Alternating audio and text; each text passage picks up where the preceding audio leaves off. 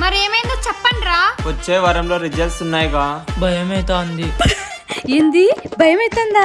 మళ్ళీ ఆ రోజు అడిగితేనేమో చింపేసినాం, మిరగదీసినాం, కుమ్మేసినాం అంట్రి. ఈ రోజు ఏం తప్ప మళ్ళీ పాపం చింపినందుకే భయమైతాంది. ఆ రోజు మీ ముందర పరుగు పోతుందని అలా చెప్పినాం. ఊరినే ఉత్తునే ఏంది రాయలే. ఏంటి ఉత్తుతున్నా? ఆ రోజు నువ్వు మా అమ్మ దగ్గర వచ్చి బాగా రాసినా అంటే ఆ రోజు అంతా నాకు అన్నం పెట్టుకుని చావ దొబ్బిదిరా మా అమ్మ. ఏంటి మీ అమ్మ దగ్గర కూడా వచ్చి చెప్పినాడా? వాడు మా అమ్మ దగ్గర కూడా వచ్చి చెప్పినాడు. ఈ బాగైంది, ఇద్దరు ఫ్రెండ్స్ కదా. ఆగండి, ఏం ఫెయిల్ కాదు కానీ పాస్ అవుతారులే. ఏమో మాకు భయమైతాంది. మేం ఫెయిల్ అయినా పర్లేదు, మీరు మాత్రం పాస్ అయ్యి మా ఇంటి దగ్గర రాదండి. మా నాన్న ఊరంతా ఇడ్చిడ్చి కొడతాడు. ముందుగానే మా అమ్మ 2 కాళ్ళు అమ్ముకొని చదివిచ్చింది.